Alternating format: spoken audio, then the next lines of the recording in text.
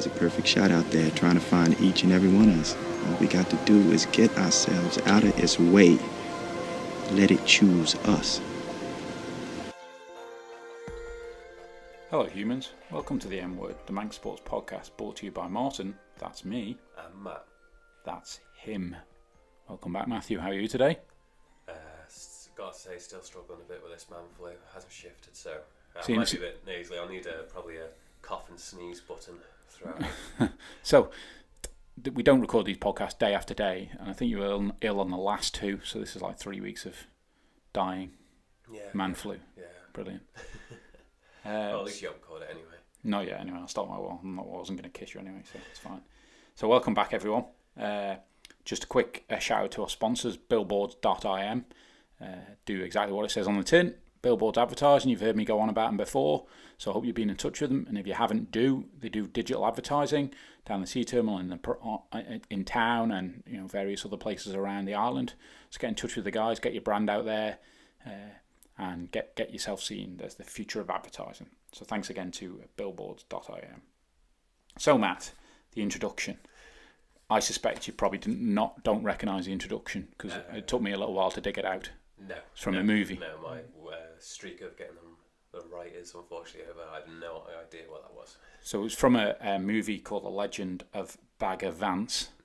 No? Heard of it. Well, you should have, because it's got Jazzy Jeff, Will Smith in it. Oh, right. So it's fairly... And Matt Damon was in it as well. And it's a story about golf, which obviously ties into our guest today. And the quote, to actually read the quote out, it says, there is a perfect shot out there for each of us. We've got to get out of the way and let the shot choose us. So I just, as an observer of golf, imagine that's very much what it's like, that you can never force the game, you've got to let it come to you. And let's find out if that's the case. So I'd like to welcome Tom Gandy. Thanks for joining us today, Tom. Thanks for having us, guys. An absolute pleasure. So lots to plough through. So first question we ask all guests is, are you a come over, Manx, or Manx as the hills? Manx. Well, my mum was Welsh. My mum's Welsh, so Okay. as Manx as I can be. Yeah, Right, I guess. okay. Yeah. I was born here. Yeah. Right, the accent's not too Manx. Yeah. Right. And what age are you now? I'm 27 now. Right, okay. Yeah, I wish I was as well. So let's go back to early days. Where were you brought up on the Isle of Man? I've been down south my whole life, Port Erin. Right, okay. Yeah, born and bred there, just round the corner from where I took up golf. Actually. Right, okay. And was that your first sport you got into, golf? I don't know. I think it was. I was pretty young when we first started, and so I can't remember. I don't know. Right. I think sort of 3, 4, 5 around there. I think just a little bit of chip and putt sort of stuff, but I always played football, rugby growing up. Right. Did all sorts really. And that was in school, I assume? Yeah. Russian primary, then Castle Russian. Yeah. Okay. And then I know, I presume influences because your dad was a golfer. Yeah, he was. Yeah, So that was a big influence. Yeah, in a way, he would go to the golf club and have a beer and leave us outside, sort of messing about. So because I've got an older brother and a younger brother, all similar age, who we all played. So my mum would take us up. Dad would be sat in the bar having a beer or two with the lads, and we'd be out doing that. Yeah. And was he a good golfer, your dad? No. All right. He was all right, but as soon as he might listen to this just in case. Yeah. No, he wasn't any good. Oh right, okay. Yeah. Right, okay. And at that young age, were you just playing for fun, or were you kind of like, this is my favourite and I want to keep playing, as you say, with all those sports? Or Yeah. was this like At that age, because that was young, so it was just a bit of fun. It was a bit of, when we sort of had a few years there between sort of age of, I'm guessing, but 6. I know I took it up at 11 properly. Right, okay. And from 11 it got quite competitive and sort of, enjoyed it that way. When you say, what would you define as properly?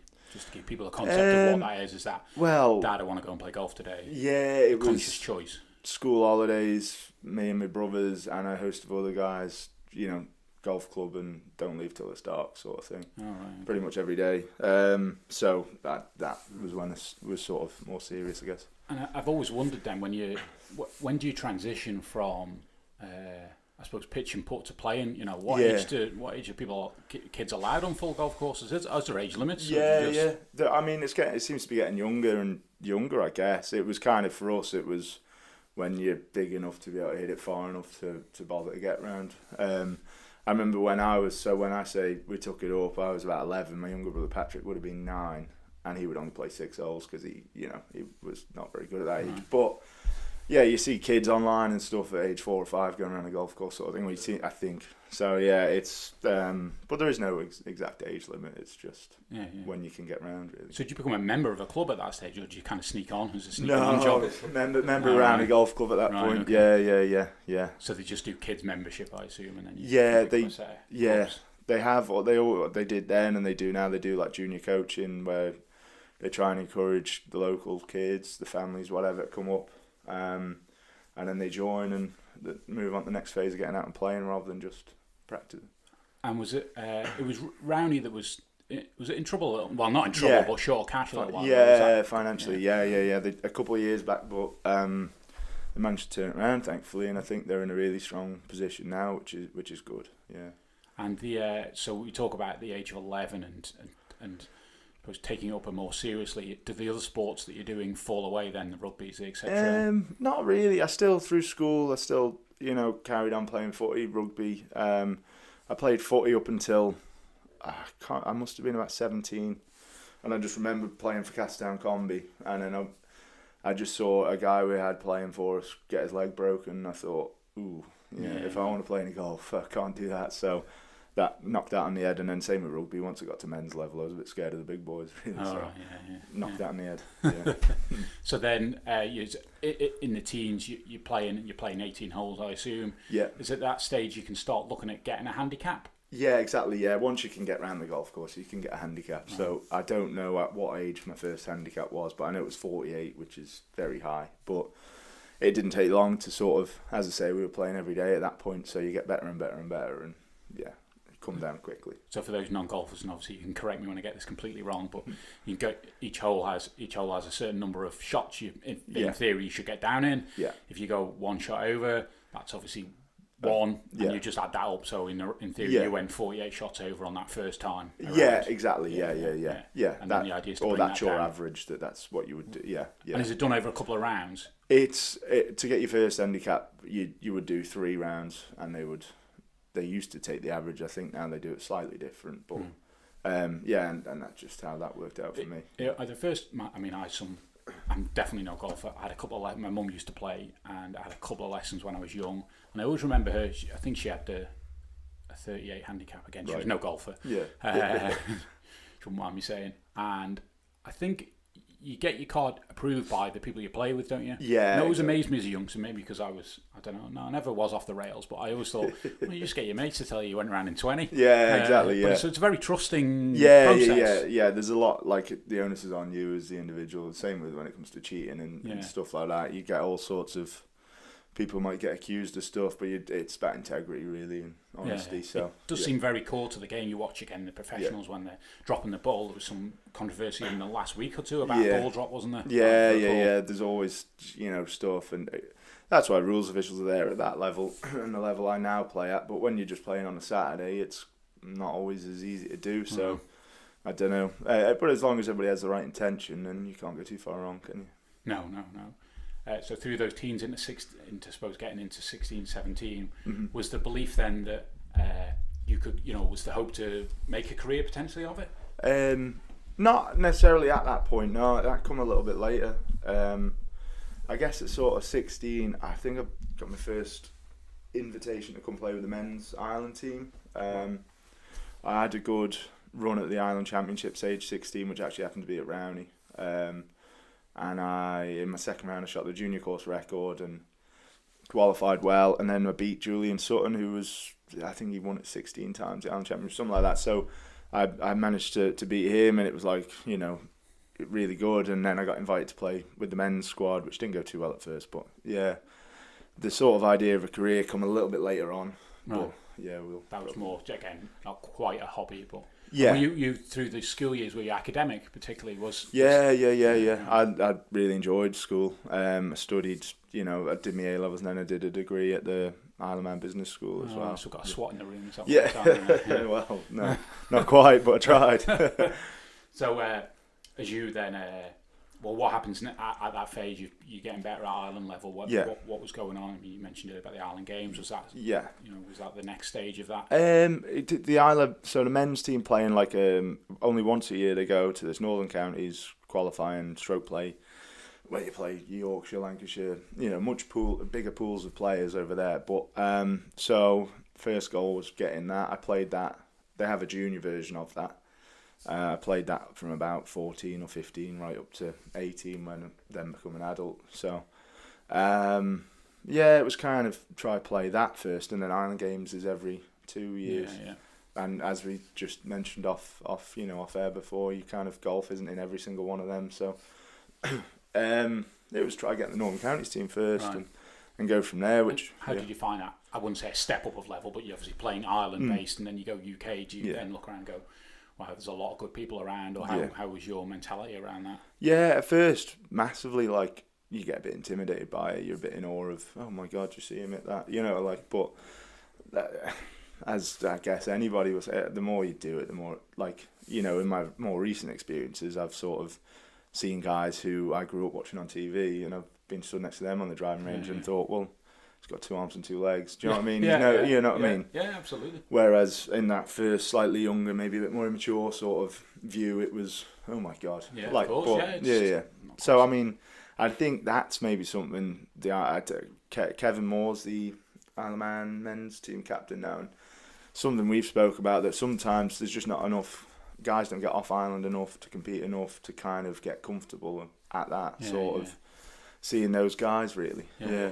What's that down to, a bit of funding. Yeah, like Kev's been great for trying to push the guys to play more, and Jeff Skillicorn before him, who was captain, did exactly the same. Really tried to encourage to get over there, but it's just a case of most of our guys have a family, they work for a living. It's not their intention to have it as a career. Whereas a lot of the guys who play that sort of Northern Counties event might be full-time golfers aged 19, 20, 21, whatever, and they're really trying to push on, whereas our guys are sort of just happy to represent the Isle of Man. And is there much development in that sort of range then for your, up and coming, should we say, your younger guys? Is there much kind of like a team or how would you say, a development squad or something like that for those up and coming guys to get that experience to do that? Is that what you kind of see that Northern? Yeah, maybe. Now, yeah. Or is there not so much of that sort of? There's not. I mean, there's an Island junior team, and within that, they do a lot of the stuff that the men's team do or whatever. But again, they probably don't get over there enough in terms of I guess for the guys who are based in England, they week in, week out play against each other. Just brings your level up, doesn't it? Yeah, exactly, yeah. Whereas we're playing against each other over here, and then once a year you go over there, or, maybe a couple, they do a few more than that now, but it's certainly nothing on week in, week out competing against, which will only help your development, won't it, really? So in 17, became Ireland champ. In 2017, 2017, yeah. Not age, yeah. So between sort of 18 and getting into 2 years back, you're kind of mid-20s then. Was you just playing golf as a hobby? Working? Going back to that, so what happened was I was studying for my degree in business management at the International Business School, which is now the College of Man.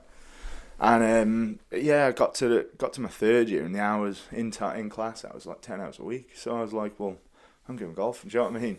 I'd study at night. I'd had a few late nights where I'm up catching up on my work, but I would use the daylight to play golf. So even years 1 and 2 there were like 20 hours or whatever. So to me, I was like, I want to go golfing. So in those years, I had a good Darryl Callister. I don't know, you might know Darryl. Yeah, he was going away at that time. He was his employers would fortunately let him have the summer off, so he was going away quite regularly to compete. And he was like, come with me. So went a few times, and I was like, oh, this is all right. I'm doing all right. And then So whereabouts? That was competing in the UK? Yeah, nationally really, Okay. up and down, yeah. So that's a regional level, is it, within the... It can be, but we were sort of above the region level, and sort of like you play your English national amateur and your stuff like that. So how'd you get invites to that, or how does that work? It's sort of done on your handicap almost. Handicap, or they have a world ranking system. Right. So some of them go to world ranking, and some of them are just done on your handicap. But so we were getting in them, and I was like, I'm doing all right here. And then I graduated at age 21. And I was like, Mum, I've been doing all right. Any chance you can sort of... Because I'd studied on Ireland, she'd sort of not funded me to live in student accommodation over there. You noodles for 4 years. Exactly, yeah. So she was like, yeah. So that summer 2013, I played with Daryl full time. Right. And did pretty well, did all right. And from there, I decided to give it a bit of a go as a career. So I started working over winter and saving up and playing over summer. When you say give it a bit of a go, what the difference between your 2013 is that aiming for more respectable, or however you want to call it, more prestigious events? Yeah. With the sights on those, I guess. It was kind of like the sight at that point as an amateur was to try and get into the England national sort of squads, and then with the hope of a career after that really. So it was at that point doing all right at that age, and with that opportunity, I thought, well, I'll give it a try and make a career of it and see where we can get to really. And can you expand then the English squad? Because how does that work? Because obviously I think England squad, you think at national level, what's an England squad? And every time you kind of see people together is in the Ryder Cup. Yeah. So what is the English squad? How does that work? What is that? Okay. Yeah. Well, they've got England golf is every county in England, and we are technically classed as a county in England in golf in terms. So. And do we get dragged into the Northwest, or we stand alone? We stand alone. No, we're dragged into northern counties, which is like all across Northwest and East. But so England they pick their best.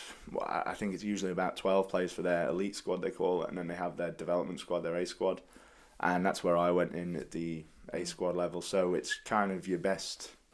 You're probably top 20 in the country at that point, sort of thing. Or they rate you as that. You might not necessarily be, but they see you as potential or whatever, And is that picked just purely handicap, or is there almost interview as well to see how your mind works and how, if you've got the... Yeah, there's a bit... It's sort of handicap and then results based on your performances in the tournaments. And then there was the first sort of couple of camps were almost like trial camps, and they would see what your attitude's like, how you work, and go from there. And those camps, UK camps, are they? They were pretty much all down in Lincoln, and then once you made the squad proper, they would send you out to Portugal for a week at a time, whatever. Okay, so when I look at, say, my reference point, cycling, when you look at the cycling development at 16, 17, 18, those ages, they're picking people up and putting them through that, that elite program. That's in essence the same for the golf. Yeah, basically, yeah. So do you then represent England anywhere, or is that more just a structure for you then to go out and play tournaments, quote, on your own, under your own hat? Well, every tournament you then have to wear England kit, then there are team events where they would pick 3 guys, 6 guys, 8 guys, whatever, to go represent them at this. And I played one a few years ago, and it was also Spain at Lee, Germany, I think it was, which was pretty cool. And went to Biarritz and had there was a few sort of good times there, yeah. And is there age limits in that? Do they look at that England setup as a stepping stone, and therefore naturally an age thing? So if you're kind of 35 and getting really good at the sport, and you could be 10, I don't know whether people make it at that age, but is it more for the younger focus as a stepping stone? It tends to be, but they're not exclusively to that. So I went into it older than a lot of guys because I had an education behind me, whereas a lot of the guys leave school at 16, play golf full time from 14. And then 19 and sort of trying to break through, and I was 21. Daddy. Yeah, exactly. Yeah. But so it's kind. But then there's older guys than me that have been in it as well. So it was sort of, you could tell sometimes, like myself, I could tell I was older than them boys by my maturity, But it was, which made things tough at times. But generally, great group of lads, all working towards the same goal. So it's quite good, isn't it? And all the time still based on the Isle of Man, tripping out.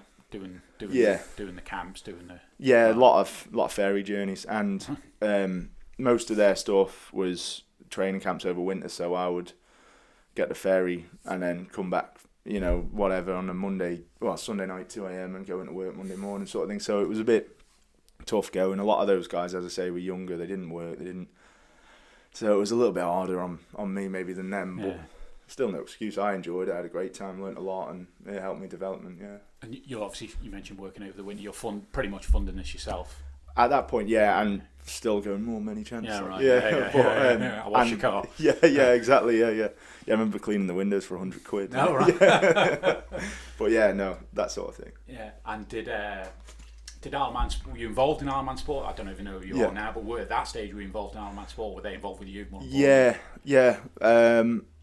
At that stage I was. I can't, to be honest, I can't remember exactly what year I went on to the Isle of Man sport programme, but I have been a member of Isle of Man sport for a long time, in the institute. So I was really helped with like a lot of the stuff I learned at the England side of things. They had the psychology, the S&C, all that.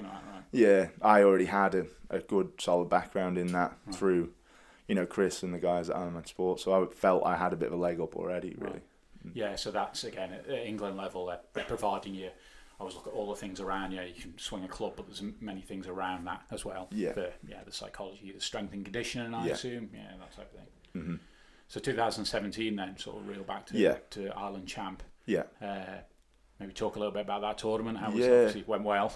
Well, yeah, it went really well. Like it didn't go well. Going in as one of the favourites. Well, weirdly, I was sort of bang out of form. Though that England, I was with England A squad there for the development squad for 3 years, and my actual golf at the time didn't necessarily improve. I was so intent on developing that I almost forgot about performing, sort of thing. Do you know what I mean? So going into Ireland champs, I wasn't necessarily favourite. I didn't do too well in the qualifying in the stroke play, but I got through.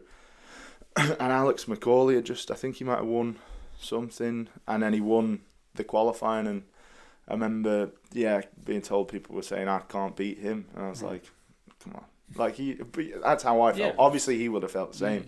Yeah. He's a good golfer, Alex. But I was just like, of course, Yeah.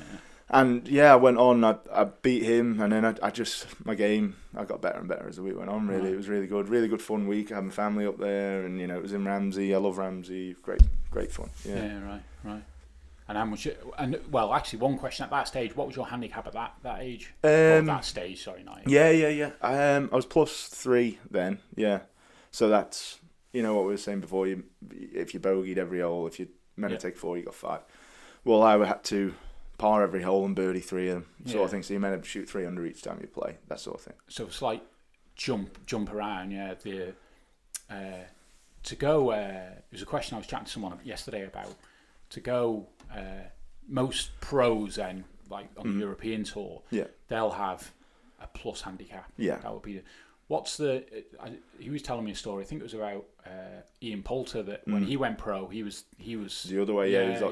He sort as far as I know of Ian Poulter's story, there's two different types of pro. There's what I'm trying to do, which is like your touring pro, and Ian Poulter initially went down the PGA pro route, which is like your guy who coaches and gives lessons and stuff like that. And to turn that to be pro in that world, your handicap, I think it's 4.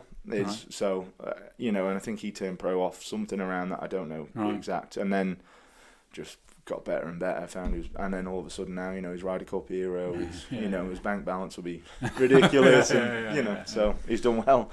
So typically, and this jumping again or out of where I'm in my flow, but generally in the European and pro level, what is that? What is an average handicap? I mean, I presume you don't. Do you keep a track of it at that? You're such an elite level. I assume it's not really a relevant. Exactly. Point. Yeah. Once you turn pro, you actually lose your handicap. You lose. Yeah, you lose your record. Sort of other handicap. You have to forfeit it. Right. To be a pro. What's the definition of a pro then? What's the? You can't. Well, you can earn prize money as an amateur. You can't. You can win vouchers for the club shop or whatever in your local, but you can't win actual cash. Whereas you turn pro to try and make cash. So in the Open then, when the amateurs play in that, if they I remember years ago when I think Rose, that was where he got his break. Yeah. Would he be allowed to win prize money as an amateur? No, he had to. So I think he finished top 10. So in today's terms, that'd be hundreds of thousands, and he had to sort of pass it off. Gift shop. Yeah, exactly. Yeah. One of the gift shop out of the wall. Yeah. But then it kind of didn't do him any harm either. So right exactly. Now, yeah. Interesting. So then after the Ireland Champs, was that your I want to focus on this as a career?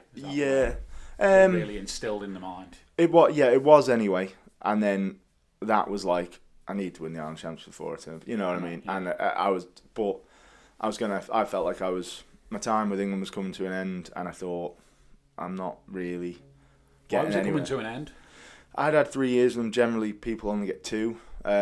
And I was sort of, as we sort of said, the age profile's generally a little younger, and I was sort of 25, I think, and I was like, I can't keep not earning any money forever. Do you know what I mean? It's sort of, whilst they would help you out with expenses and stuff, it was all claimed back and, blah, blah. So, yeah, I was like, I'm going to turn pro, but I'd love to win the Ireland Champs. So I was really motivated that week that I had to win it, because otherwise I wasn't going to get another opportunity. And, a bit sad I couldn't defend it. I stood up in the speech and sort of said I'm turning pro at the end of the year, and I did. And you obviously can't compete locally once you go. Exactly, yeah. Once you're professional, you sort of give up your handicap rights. You can't play any amateur comps, yeah. And when you say you said you were going to turn pro, did you have to meet certain qualifications, or rather than say, by the way, I'm now pro? Yeah. Because I'd be pro tomorrow.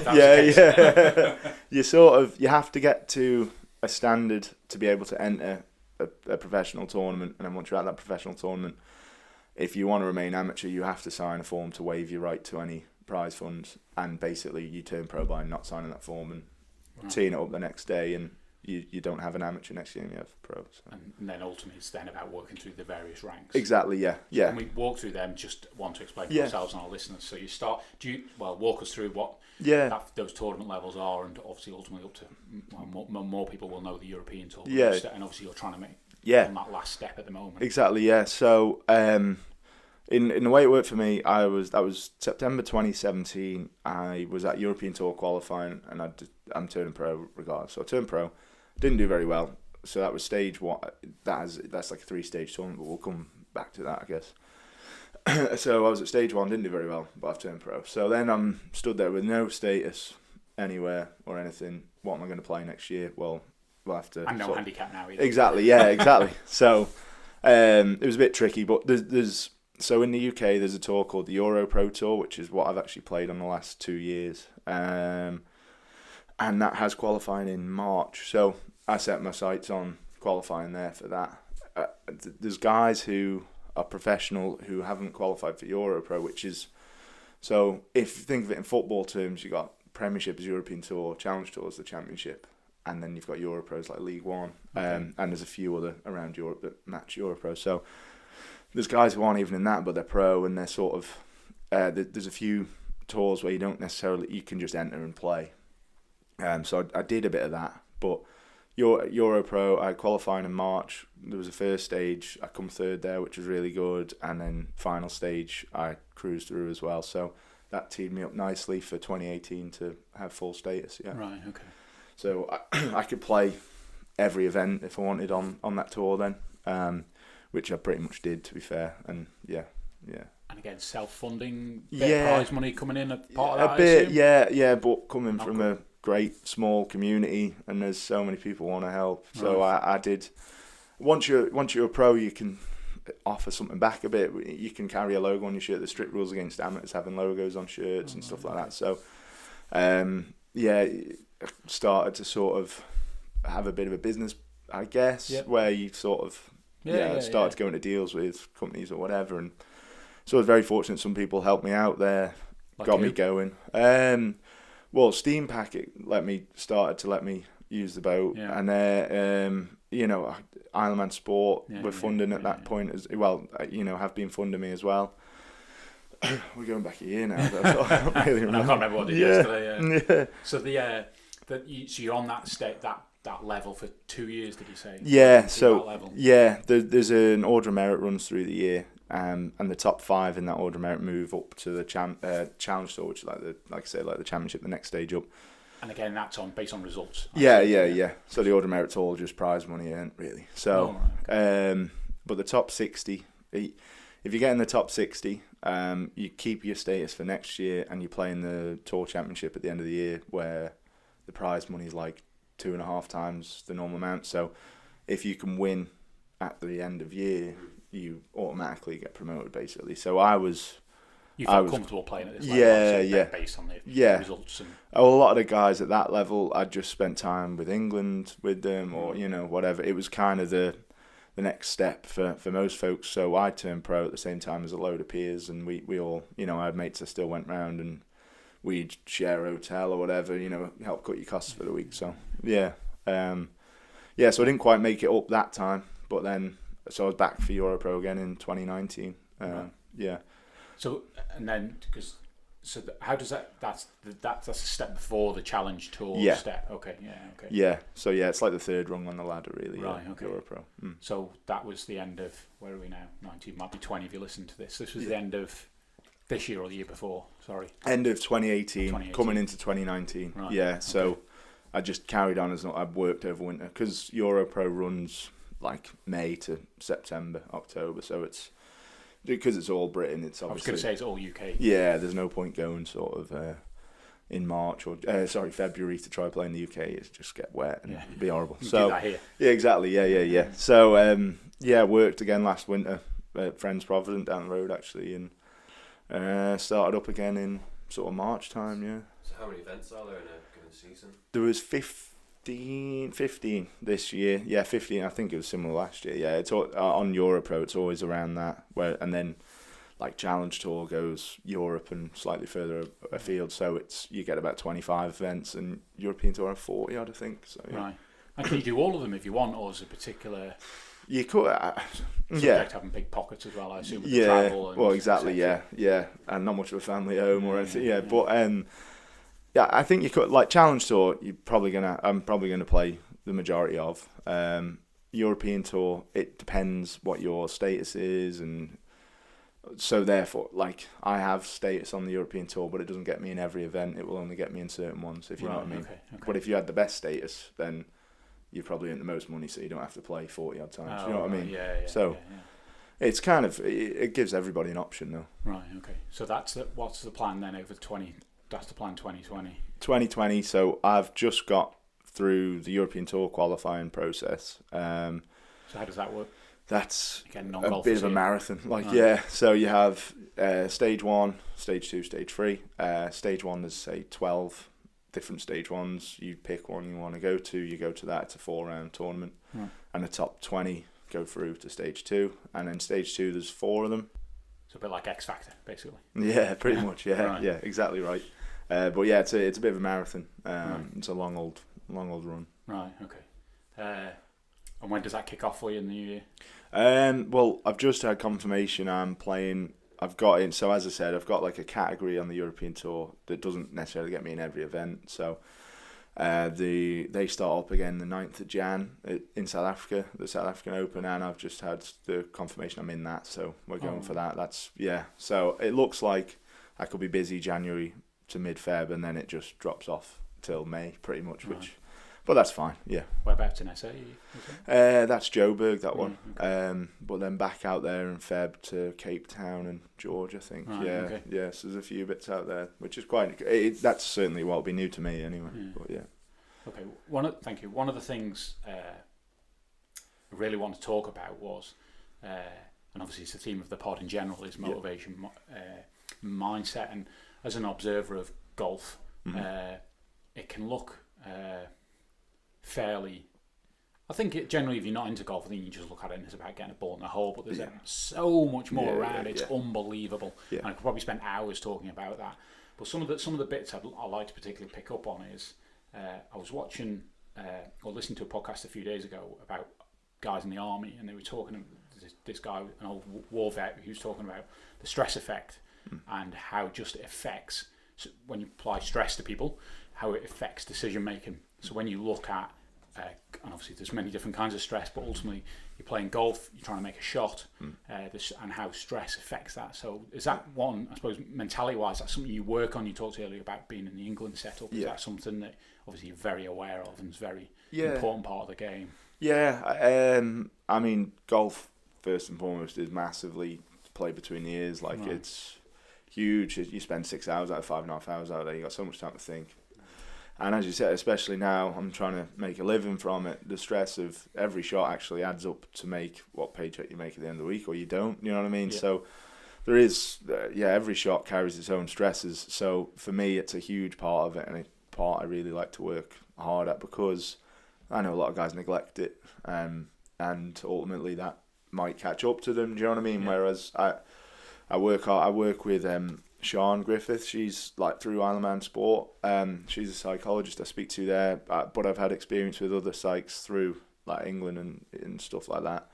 Do they teach you techniques? What do they talk to you about? Yeah, different. Like, I mean, a lot of it always stems to bring yourself back, bring yourself to the present, and techniques in and around that. So you breathe in, like mindfulness is great for it, that sort of thing. But even just techniques to switch off between shots, because like you get a good drive, you're walking 300 yards, you're waiting for somebody else to play, and there's 5 minutes odd, and you could be stood there thinking like, oh shit, there's up there, whatever, sorry, messing with your head. Yeah. So there's a lot that can go through your head, so it's trying to dilute that and get what you want in your head rather than what you don't. And do all those obviously you don't know, but at pro level, I suppose those names they see on the TV every week, would they be working on, all of them working on that, or the majority of them? You'd think, yeah. You'd like to think so. Yeah, a lot. Yeah, you don't necessarily get that great an insight, to be honest. But you do. Here, we would. Yeah, you would. Yeah, I'm sure you would. Yeah, you get it out of them. But you do, like, you see some players' blogs and stuff, and they talk about working with psychologists. I know it's a topic that 20 years ago, 10 years ago, probably wouldn't have been as discussed so easily, but now it is a hot topic, and I'm sure everybody does seem to be.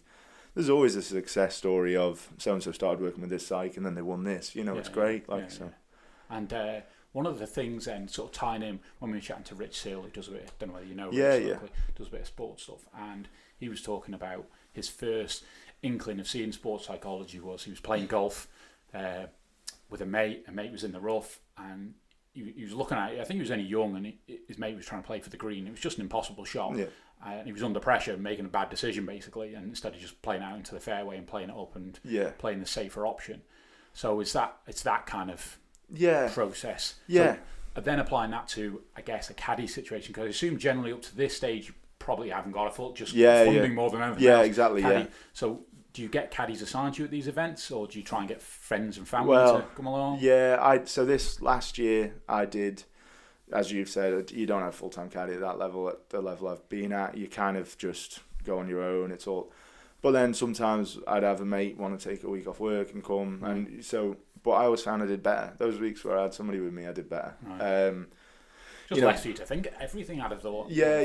Just simply fatigue from carrying a bag, as odd that might sound to certain people. So, the reality is, if the less you can do for just concentrate on what you need to do, which is play, not So even to like my brother come with me for the final stage of and the second stage of the European Tour qualifying and stuff, and like. Every bit of that was a new experience to me, and it was handy to be able to sort of share that with somebody and kind of, sort of be able to laugh it off, really. Like, we found we had a couple of people come watch, and then afterwards they come up to us and sort of say, we were looking for a group to watch, but you've always just seen me having a laugh, so we thought we'd walk along with you. You know what I mean? Because to me, if I can be chilled in my head, it's so much easier than if you're rushing around all pent up.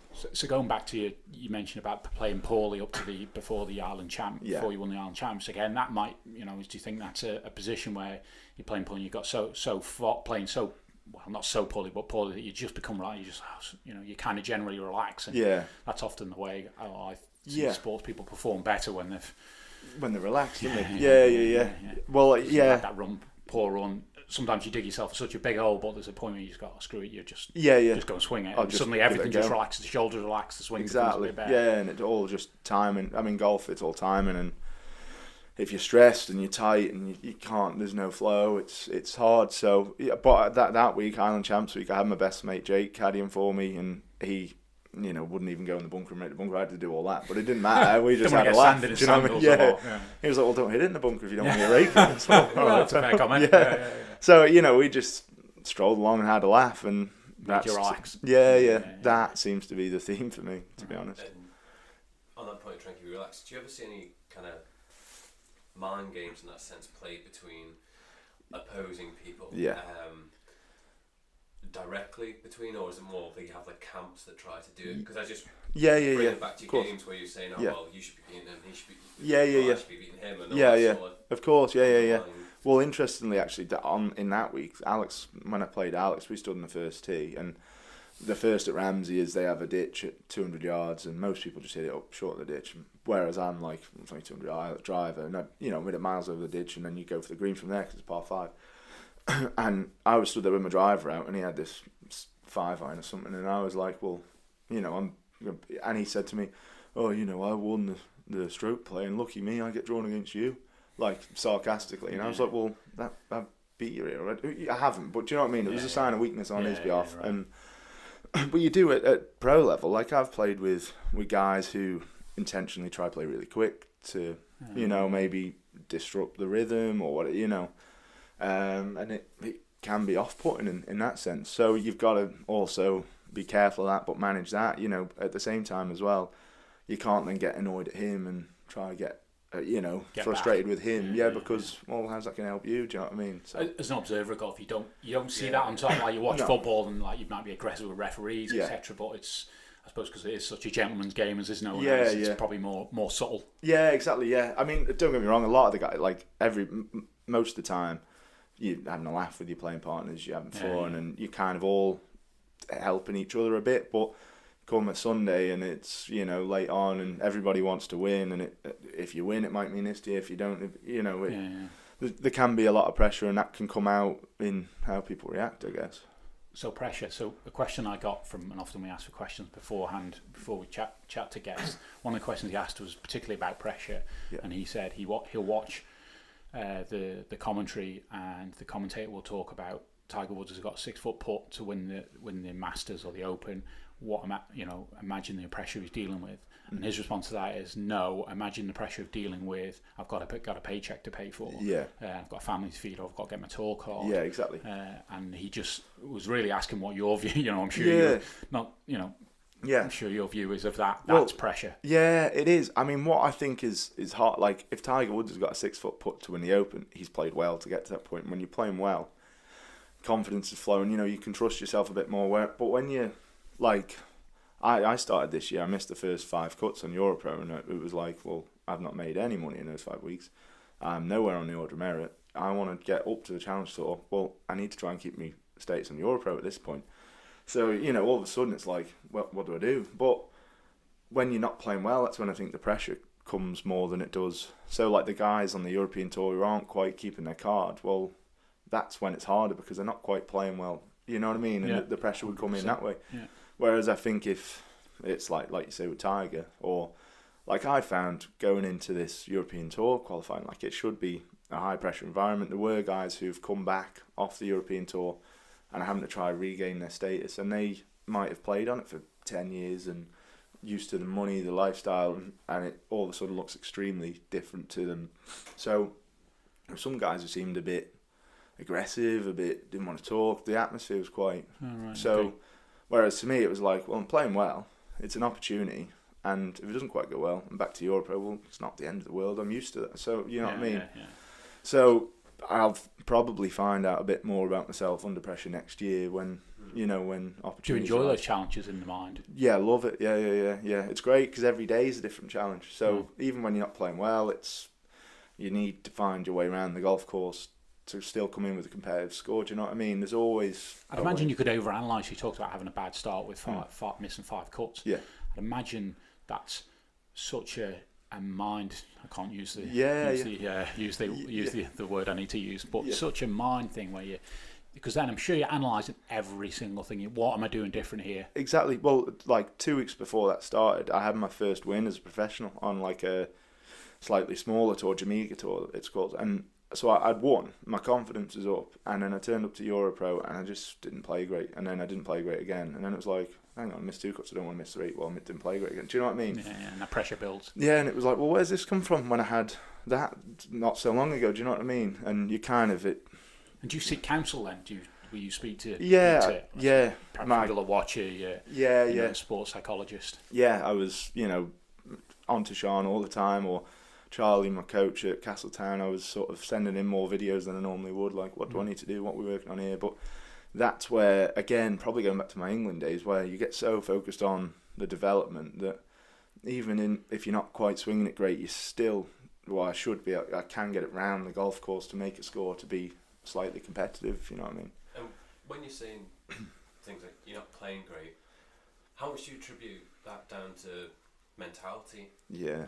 Because a lot, from what I seem to pick up on, again, I'm no golfer at all, seems so much down to when people say, I've had a bad game, bad round, it seems to be more in the mind, because again, you're all pretty very simplistic in the sense that your range of movement is okay. I know there's probably a lot of technical shots, but your action's very similar. You've done it millions of times. Exactly. So you know exactly what you need to be doing. So when you say you have a bad round, it just shows kind of how much actually, my mindset wasn't right, or I wasn't thinking.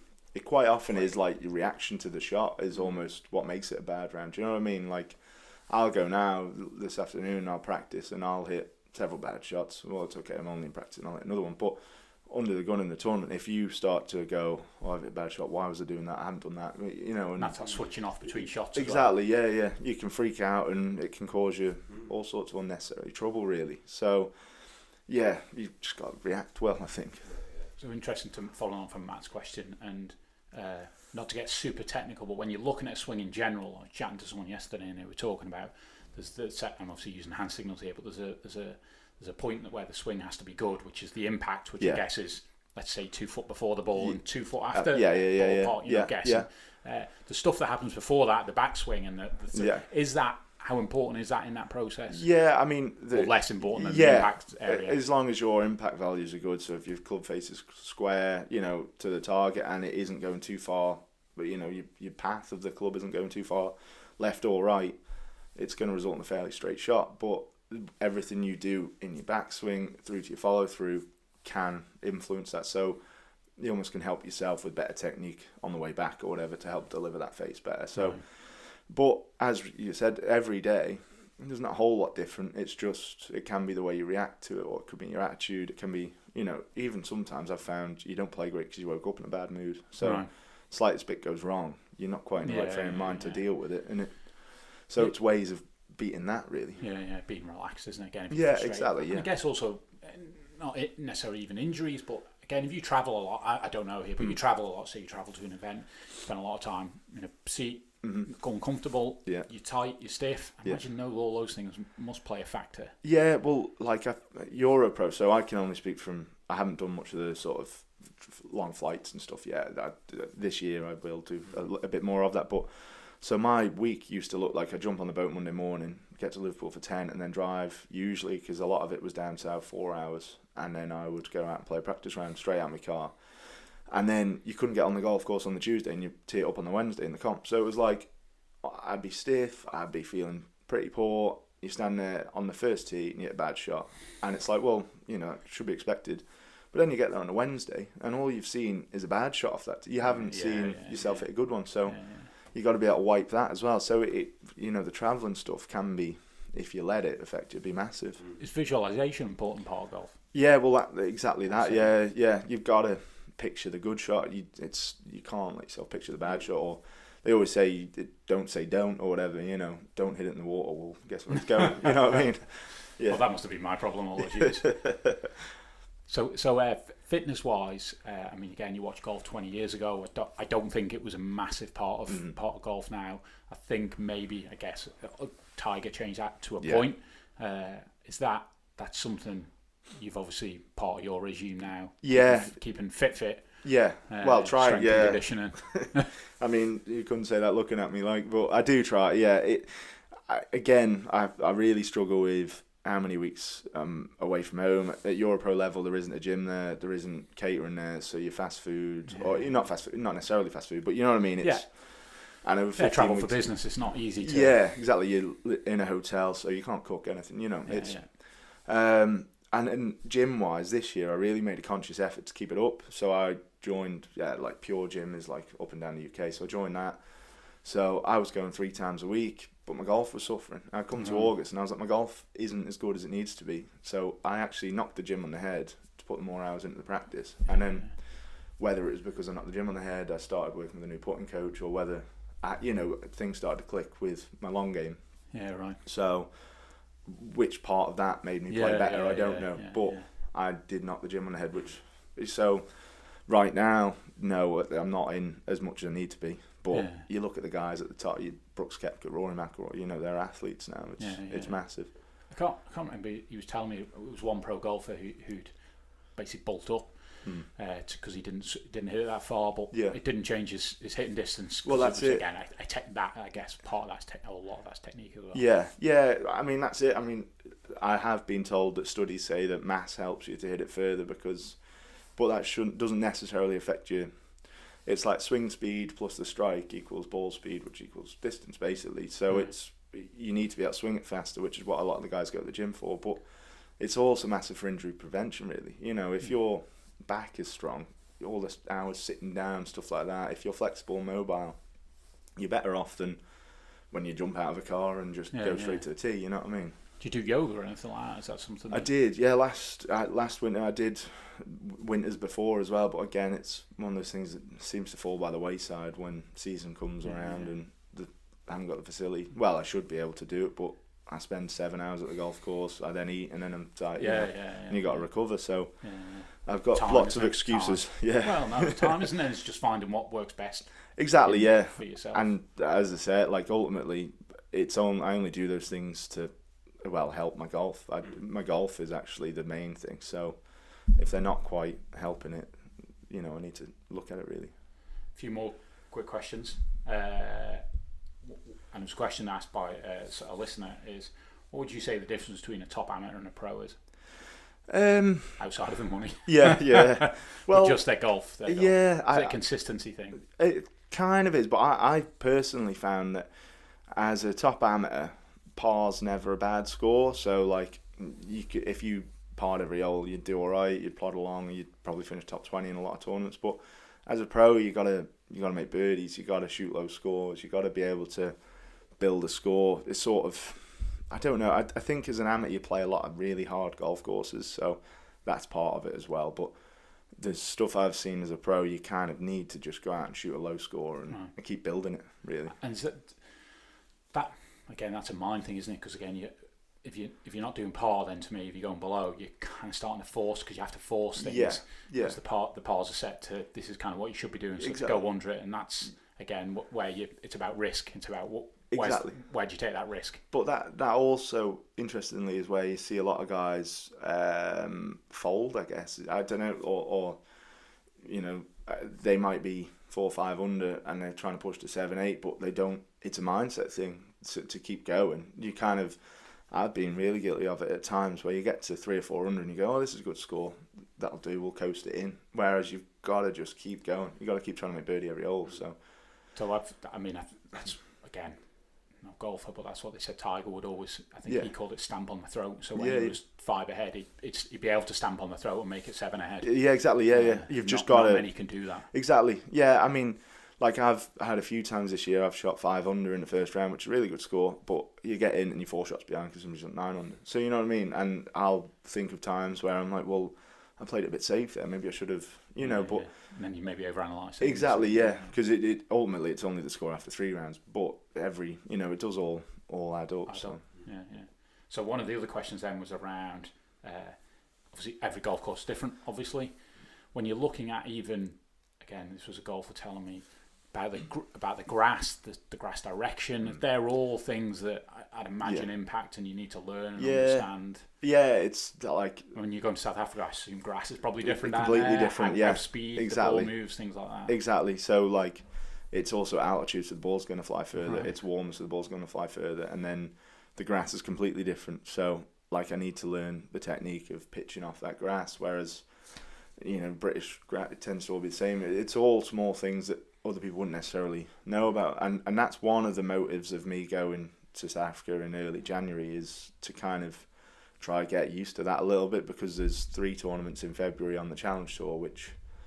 it has to be my priority this year because that's where I've got my full status. So I want to be better prepared for them. So there's plenty of reasons to go to South Africa Early Jam, but it's one of them is to learn things like that because I've never experienced it, so it's all going to be new. But again, you get there early enough, you put your prep in, you should hopefully, get an idea. And I assume links courses, which are, again, for non-golfers, there by the sea. Yeah, if I'm right. Correct. Yeah. And again, they play differently. I assume locally, then, if you went and played links, say down at Castletown to Mount Murray, different. Would be different. Completely different. Yeah. So, like Mount Murray's very muddy and sort of it's built on clay. I think I could be wrong there, but Castletown is very sand-based, so it drains quickly. The grass is tighter. And then you've got the wind off the sea, but then you can't say Mount Murray isn't windy because we live on the Isle of Man. But do you know what I mean? You have to learn different shots. Yeah, so it's different. And how much? There must be obviously so much of that just ingrained. So you pick up a 5-iron, you can hit 180 yards with it if it was perfectly still, and then you have to calculate wind direction, what soil or grass you're on, what's around the. Let's say you're going into a green, what's around the green, where you want it to land. And exactly. So many factors in there. Yeah. Just messing with the head. Exactly, messing with it even more, No, it is. And then you've also got to throw in the temp. Like this time of year, the ball goes nowhere because it's so cold, the ground's so soft. So you kind of, like, Charlie always laughs at me because I quite quickly go up to a longer club and chip it and, try and manipulate the flight to work rather than my 7-iron goes 170 yards, I'll hit it 170. I'm always sort of... I don't know whether it's rightly or wrongly, but I find it works for me. So that's kind of how I play it. But there's always that's the trouble now with a lot of sort of younger guys and a lot of you kind of get brought up on. They have like distance measuring devices and they tell you how far you've hit it. You stand indoors and you like to use them in a tournament, I assume not. No, this is like for when you're practicing. Yeah. And they'll tell you hit it X distance with whatever club, and then the kid will go on the golf course and go, well, I hit it this far, so I'm hitting this. And I'm like, well, I'm hitting more than that because there's wind in our face. You know what I mean? Yeah. It's so many other factors. Yeah, you got to, it's different. You got to play the game as well, yeah. I'd imagine growing up here and playing golf here does help in that regard because there are, there's obviously wind everywhere in the world, but certainly in Isle of Man, there's probably no worse place. No, exactly. And it's always coming from different directions. Yeah. And we've got a lot of different courses here as well. Yeah. That's somewhat of a benefit. You're not just playing on the same. Yeah. I still find now that the weeks where the weather maybe isn't quite as good, I'm probably a bit more competitive, really. Because of that, maybe because I just dig in longer than others. I don't, you know what I mean? But it's definitely part of it. An advantage to being Manx. Yeah. So someone told me a story as well about Lee Westwood, and when he was young, I think he was like 14. Some lad said to him, was talking to him, and Lee. Or he was on the practice range, and Lee said to him, this was before obviously he was known at all, and Lee asked this fella what his safe shot was, and the guy was like, what are you talking about? He said, what's your safe shot? And this fella, who's a good golfer, hadn't a clue what he was talking about. So he said to Lee, what's your safe shot? And Lee was like, it's the one shot I know I can play. I can put it on a dime every single time with the same club. Yeah. Have you got one? Have you come across that term? Have you got one of them? Yeah. You've got, like, especially off the tee, you've got to have a shot that you can rely on, under intense pressure, under whatever circumstance. I feel I've got like just a little fade, little left to right with drivers. Right. Yeah, I feel really good. Safe shot. Yeah. Right, interesting. And then what do we want to cover? I think that might be about it. Oh no, my Phil Mickelson story. Yeah, Phil Mickelson story. So I heard a story. He learned to play because he's a left-hander. Yeah. He learned to play by standing opposite his dad. Is that true? I have not heard that story. Yeah, it could be though. Yeah, it could his be. dad was a right-handed swinger, and he just sort of stood literally opposite him and swung the other way. Right. Okay. Yeah. Because he's naturally a right-hander, but he just learned left hand from his old man. Well, I took part in a study actually. It's quite interesting. There's a lot of like elite cricket batsmen, and there's a lot of golfers who swing the club right-handed, but they're left-handed, and and it's the same with cricket. They I think Sachin Tendulkar maybe was left-handed but batted right-handed, and it's sort of that lead arm being the strongest. I don't know. Right. So maybe I learned. We got told basically we're doing it the wrong way around. So I'm right-handed playing right-handed, and I should play left-handed. Maybe it's time to switch. Yeah, exactly. I thought, what a time to find that. Yeah. Cool. Have you got anything more, Matty? No. Well, thanks for your time. Very much appreciated. Good luck with the year ahead. Thank you. And all the best, boys. Thanks. Thanks for having me. Cheers. So thank you to everyone for listening to today's podcast, whether that's on iTunes, Spotify, or SoundCloud. Wherever you are, please like, subscribe, share it, and if you would be so kind, a 5-star review would be great. Elsewhere on social media, we are the M-Word Podcast on Facebook. Twitter, our handle is Manx Sports Pod, and on Instagram, we are the M-Word IOM. I've had quite a few people coming in with suggestions and recommendations who we should sit down with next, so please keep them coming. Thanks again for letting us get into your earlobes. That's all from us. It's word out from Martin. And word out from Matt.